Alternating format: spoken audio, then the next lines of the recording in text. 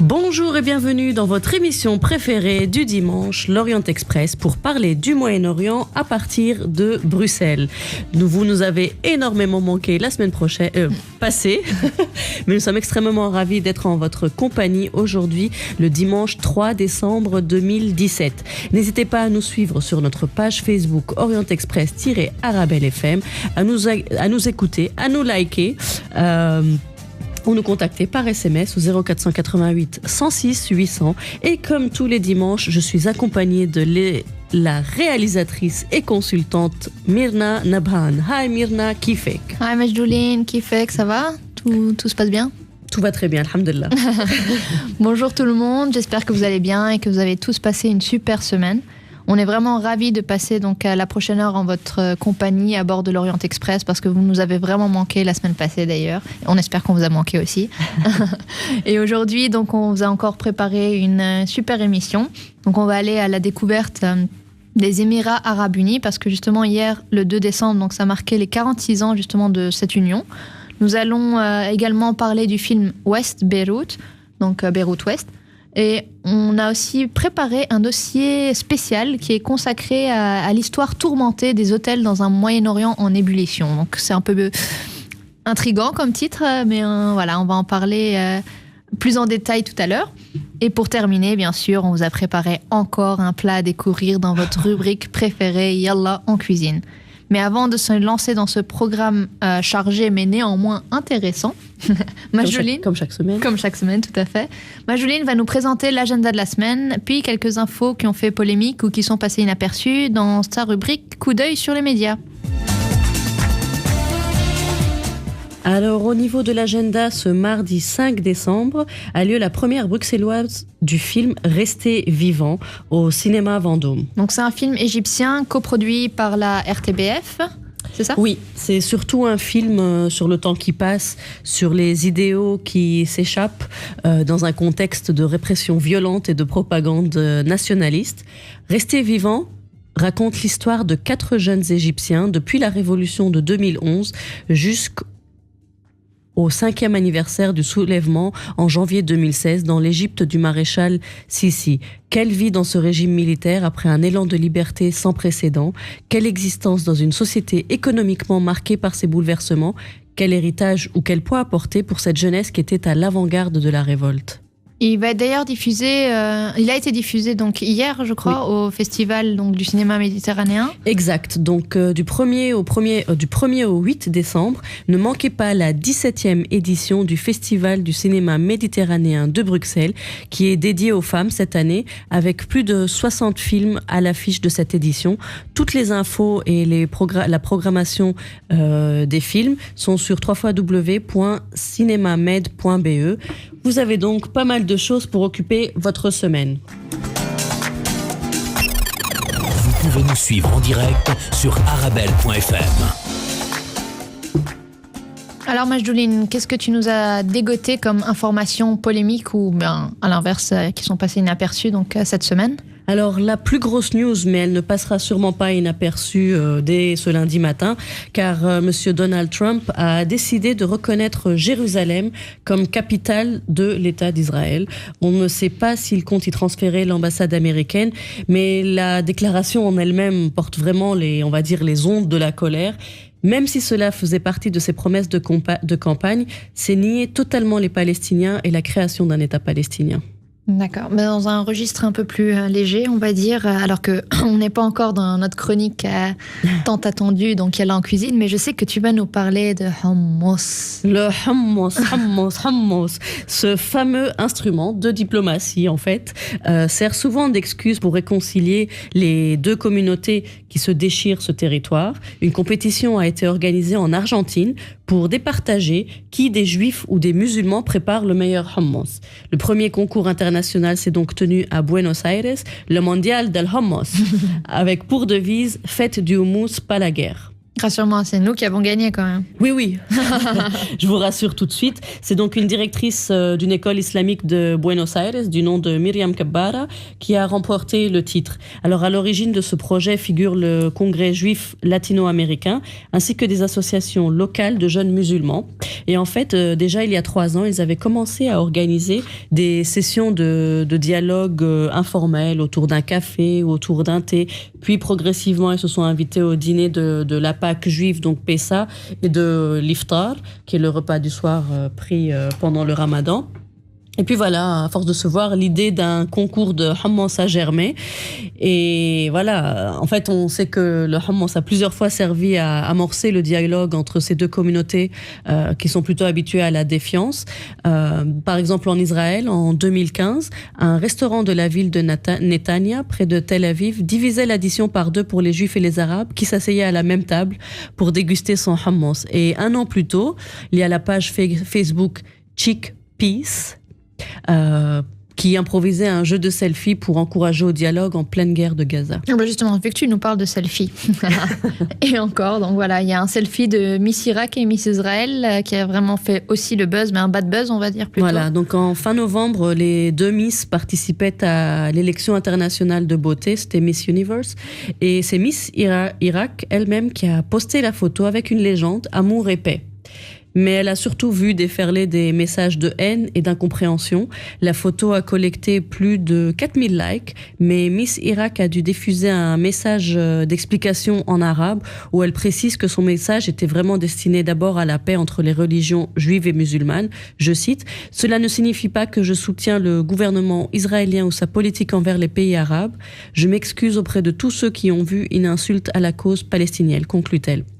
Même si l'idée peut partir d'une bonne intention, moi je trouve personnellement cela déplacé. Mais je pense que ça a été dans les 2 sens aussi, hein, parce que aussi Miss Israël avait posté et ça avait aussi fait une grosse polémique. Donc on est d'accord que c'est c'est à chacun qui juge si c'est déplacé ou pas. C'est une photo. Voilà. Mais ils représentent quand même leur pays. Ouais, mais bon, voilà, ne rentrons pas dans ces sujets-là. Et je pense que tu as une dernière news pour nous. Voilà, donc ça c'est en Égypte. Il y a un projet de loi qui pourrait exposer les journalistes à une amende ou une peine d'emprisonnement s'ils emploient un langage familier au lieu de l'arabe soutenu. Donc l'arabe soutenu, le fusha. Et en fait, il est très important, les défenseurs de cette projet de loi pensent qu'il est très important de préserver l'arabe classique pour l'identité culturelle et littéraire. Et il permet également à tous les Arabes de pouvoir continuer de communiquer malgré les différences entre les dialectes. Toutefois, le rôle d'une langue est de transmettre des idées. Imposer une telle loi est inutile et cette mesure pourrait certainement être employée pour les mauvaises raisons. Je m'explique. Donc en Jordanie, en Irak et en Syrie, les journalistes écrivent et parlent en fusha, contrairement en Égypte, ce qui fait un peu perdre le niveau de l'arabe soutenu en Égypte.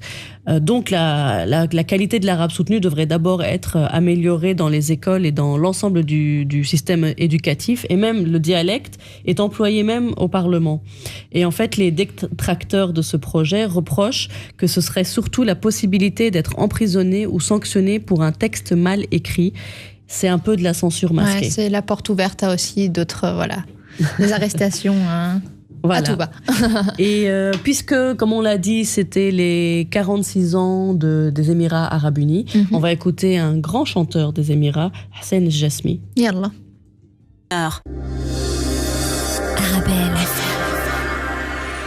Arabelle FM. À Bruxelles. Sur le 106.8.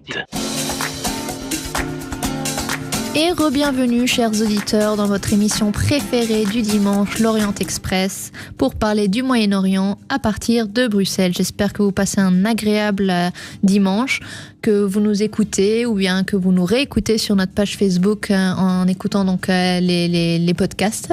Donc je rappelle juste la page donc Orient Express-Arabelle FM. Donc aujourd'hui, on va s'envoler vers les Émirats Arabes Unis avec Majdouline parce que hier, le 2 décembre, c'était la fête nationale. Tout à fait. Et nous nous étions déjà envolés pour Dubaï il y a quelques semaines. Aujourd'hui, on va survoler donc tout l'Émirat. Déjà, qu'est-ce Les qu'on Émirats. fête le 2 décembre? Alors, cette date marque l'unification des 6 Émirats, donc Abu Dhabi, Dubaï, Fujairah, Sharqa, Ajman, El-Kuwain, et suivi l'année d'après de Ras Al Khaimah. Donc, cette unification a eu lieu le 2 décembre 1971. D'accord. El-Kuwain, on l'entend rarement dans la presse. Oui, mais elle Le fait nom, partie aussi. Merci, j'ai découvert déjà. Donc, ils ont 46 ans, donc ces Émirats-là. Voilà, donc brièvement l'histoire. La région s'appelait la Côte des Pirates, dont l'histoire pendant longtemps pouvait presque tout entière être résumée par son nom. On y pêchait aussi des perles et on y pratiquait la traite des esclaves. Et en fait, elle était d'abord placée sous l'autorité du sultanat d'Oman. Elle a commencé à intéresser le Royaume-Uni au XIXe siècle, qui, à la suite d'une série de traités, en prend le contrôle de la défense et des affaires étrangères. Mais ça, c'est bien avant le pétrole. C'était parce que voilà, ils voulaient aussi protéger leurs bateaux des pirates, donc ils se sont dit on va faire un petit protectorat. Et donc c'est devenu la côte de la trêve. Ils ont donc été connus sous le nom d'État de la trêve, les Trucial States. Et dès les années 1930, la découverte du pétrole a permis une réorientation de l'économie, notamment à Abu Dhabi, qui a commencé à prendre de l'importance dès cette époque. Et en 1971, après le retrait des Britanniques, 6 de ces États fusionnent pour former les Émirats arabes unis, rejoint donc comme j'ai dit en 72 par Ras Al Khaimah. Le premier président ou émir des Émirats arabes unis est le cheikh Zayed Al Nahyan, considéré comme le père fondateur et par ailleurs père de l'actuel émir des Émirats. D'accord, mais j'ai vu des photos justement de l'événement. C'est fiesta le 2 décembre. Mais voilà, dans les rues, des milliers de voitures klaxonnent. Elles sont toutes aux couleurs des Émirats avec des stickers géants qui dévoilent des portraits de Cheikh Zayed ou même d'autres membres de la famille princière. Les gens chantent, dansent dehors. Il y a des fêtes organisées dans les écoles. La nuit, les grands immeubles de la ville sont illuminés en rouge et en vert, se transformant ainsi en véritable drapeau géant. On a aussi des multiples feux d'artifice et on sait combien ils sont forts en feux d'artifice qui sont tirés simultanément depuis plusieurs endroits emblématiques de la ville. Et attention, ce ne sont pas seulement les Émiratis qui célèbrent cette date anniversaire, c'est vraiment toute la population qui épouse la liesse nationale. Et alors, pour que chacun puisse se préparer à cette journée et être, on va dire, dans le ton, les supermarchés, petits commerces vendent vraiment tous les accessoires vestimentaires nécessaires, déclinés en rouge, noir, blanc et vert. Des robes, des boucles d'oreilles, des écharpes, des casquettes. Un bon business, quoi, aussi. Mais à part Dubaï, il y a quoi d'autre? Donc, Dubaï qu'on avait visité déjà avec son Burj Al Arab et ses îles palmiers. Vous pouvez aussi visiter donc à Abu Dhabi, qui est la capitale des Émirats, la fameuse mosquée Cheikh Zayed, qui a été construite en 12 ans et achevée en 2007. C'est aussi la plus grande structure en marbre construite à ce jour par l'homme. Elle contient le plus grand lustre et le plus grand tapis artisanal au monde. C'est la seule mosquée ouverte aux non-musulmans à Abu Dhabi. Vous pouvez aussi visiter le plus vieux bâtiment de la capitale, qui est le fort Qasr al-Husn, qui a été construit en 1760 pour protéger le seul puits d'eau à l'époque, puis plus tard devenu la résidence des différents émirs jusqu'en 1966, lorsque Cheikh Zayed s'est transféré dans son actuel palais au Majlis. Et par ailleurs, vous pouvez aussi donc visiter l'ancien palais de Cheikh Zayed lorsqu'il séjournait à El Ain. Vous pouvez aussi visiter le musée de la civilisation islamique à Sharjah, ainsi que le musée maritime qui vous permettra de voir d'anciens dos, donc ces bateaux arabes qui ont surtout servi lors du commerce des perles. Et surtout, ne manquez pas de faire un tour dans le désert et dans les oasis. Ce sont des expériences inoubliables.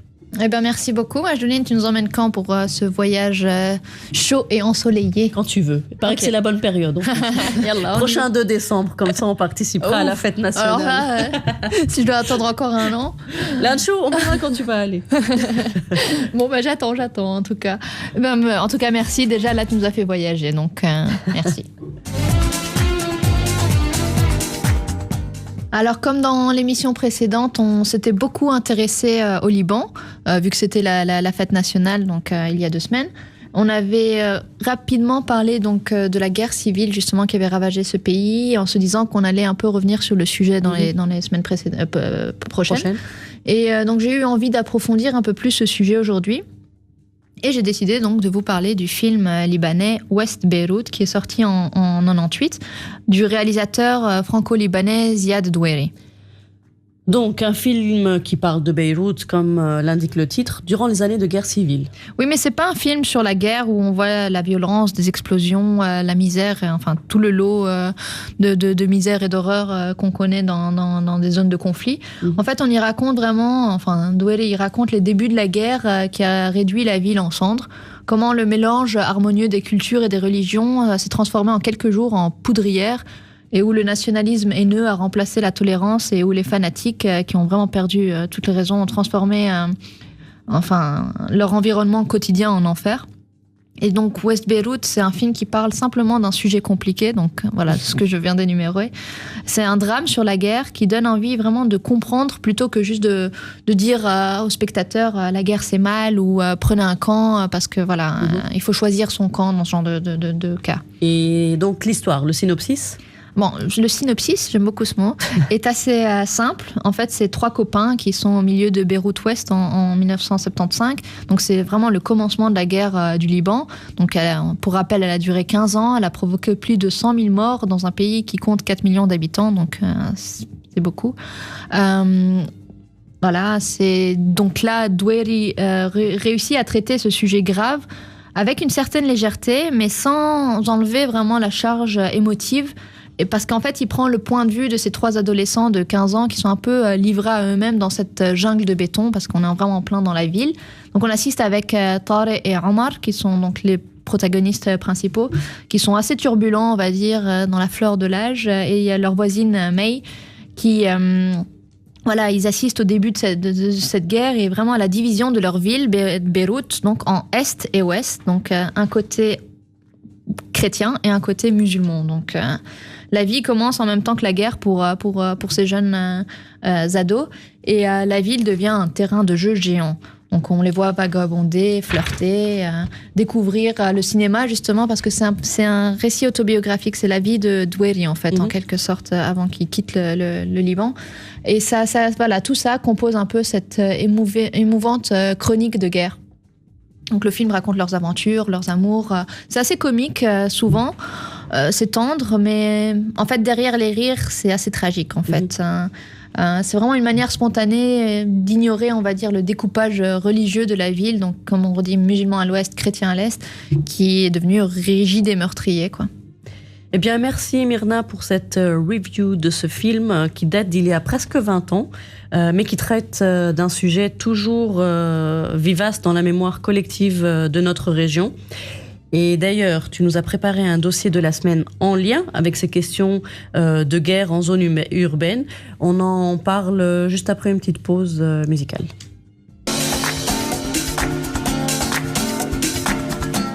Et donc, chères auditrices et chers auditeurs, nous avons donc écouté Elissa Law Ta'arafou et donc nous parlions juste avant de cette petite interlude musicale du Liban et du film West Beyrouth qui t'a inspiré donc Myrna pour ton dossier de la semaine. Tout à fait. Donc, comme on parlait des guerres qui ont lieu dans des zones urbaines, vu qu'on a parlé de Beyrouth, qui a été partagée justement et qui a été la scène de cette guerre, en partie. Et vu l'actualité d'ailleurs brûlante de la région en ce moment, je trouvais intéressant de concilier ces 2 thèmes et de parler des hôtels qui ont été le théâtre et aussi qui ont été vraiment des lieux stratégiques dans les conflits de cette région.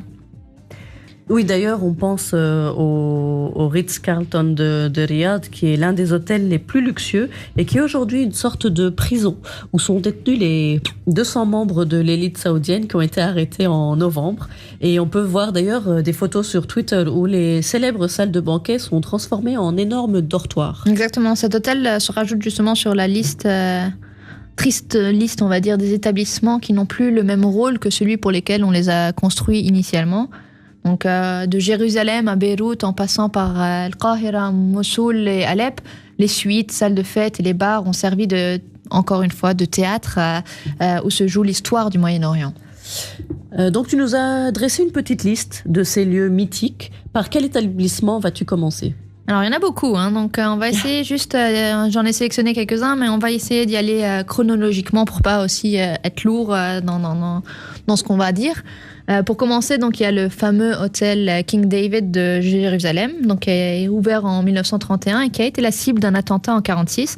Donc à l'époque, la Palestine était sous mandat britannique et l'une des ailes de cet hôtel servait de quartier militaire à la puissance coloniale.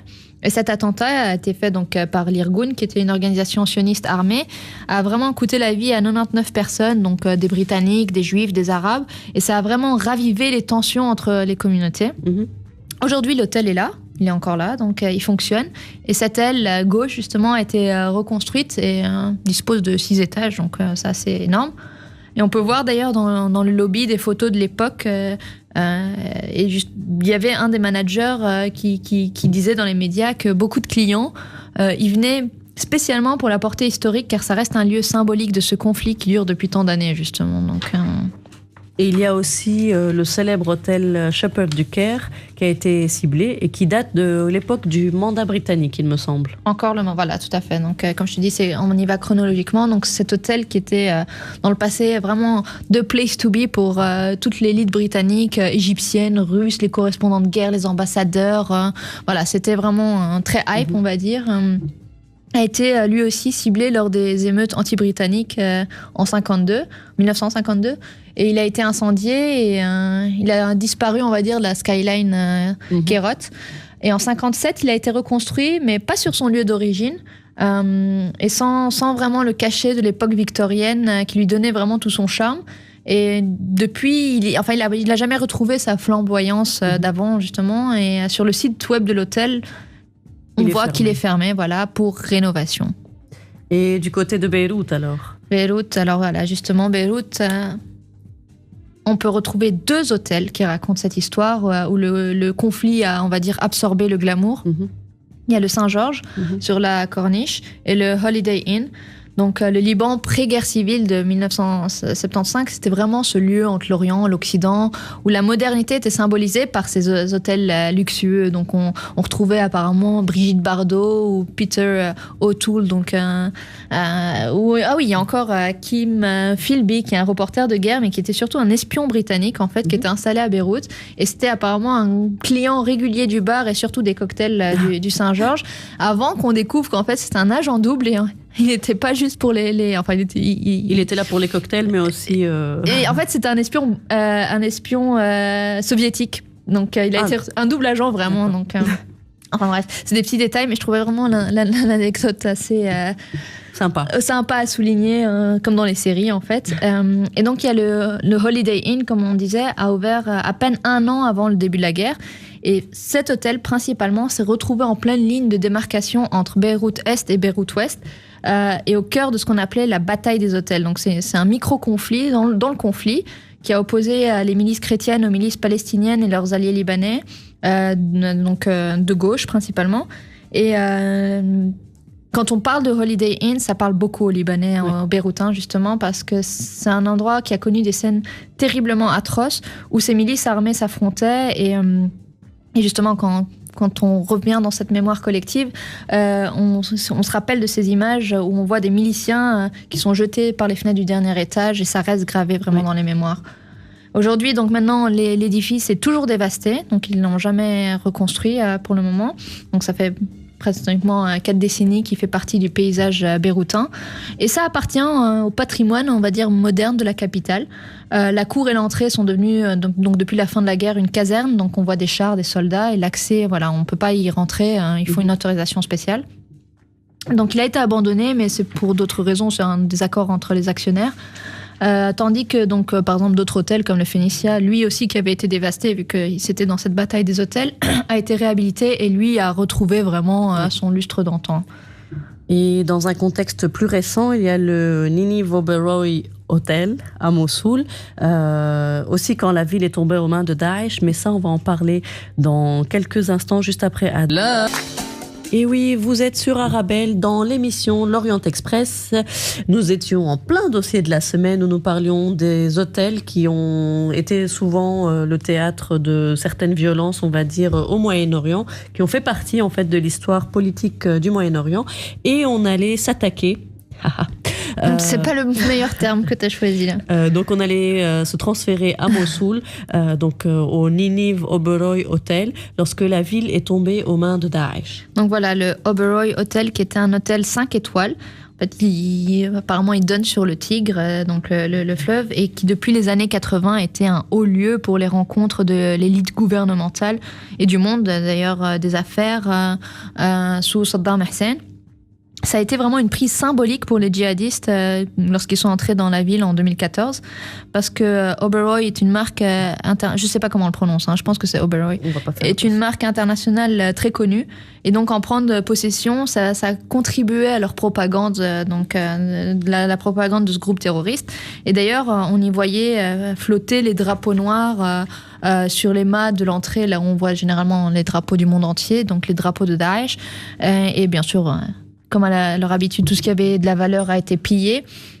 Ils avaient même poussé le vice à envoyer un tweet en disant que bientôt, ça allait être la grande réouverture de cet hôtel. Mais donc, d'après des sources de l'armée irakienne, c'était vraiment un nid à sniper. Et maintenant que l'armée a repris Mossoul des mains de Daesh, l'avenir est encore flou pour cet établissement.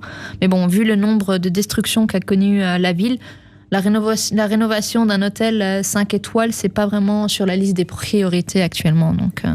Et pour finir, il y a le très célèbre hôtel Baron à Alep, ouvert en 1909, où la romancière Agatha Christie y a rédigé dans les années 1930 deux de ses livres les plus lus, Le crime de l'Orient Express et Meurtre en Mésopotamie. Oui, et voilà, tout à fait. C'est aussi dans cet hôtel que l'ancien président égyptien Gamal Abdel Nasser a prononcé un discours en 58. Il y a aussi Charles de Gaulle qui avait offert un banquet royal en 41. On pouvait y retrouver aussi des têtes couronnées, comme apparemment il y avait le roi de Suède, il y avait Mustafa Kemal Atatürk ou encore Faisal Ier. Il y avait un aviateur, Charles Lindbergh, ou encore Charles Aznavour. Ils se sont tous, qu'est-ce qu'ils ont en commun ? Ils se sont arrêtés à un moment ou l'autre dans leur vie à l'hôtel Baron à Alep pour se restaurer ou dormir. Donc en gros, c'était vraiment le passage obligé des voyageurs de l'Orient Express. Voilà, c'est un petit cocorico aussi pour le nom de notre émission. Et on retrouve aussi d'ailleurs dans cet hôtel, l'un des plus anciens de Syrie d'ailleurs, une facture impayée par Laurence d'Arabie. Donc, on va envoyer ça à c'est Queen pas Elizabeth. Et voilà. Encore une promesse non tenue, on va dire. C'est un hôtel... en fait, c'est pas du tout un hôtel luxueux ni quoi que ce soit. Il n'y a pas vraiment de faste. C'est vraiment plutôt le charme désuet de son mobilier qui est quasi inchangé depuis un siècle, en fait.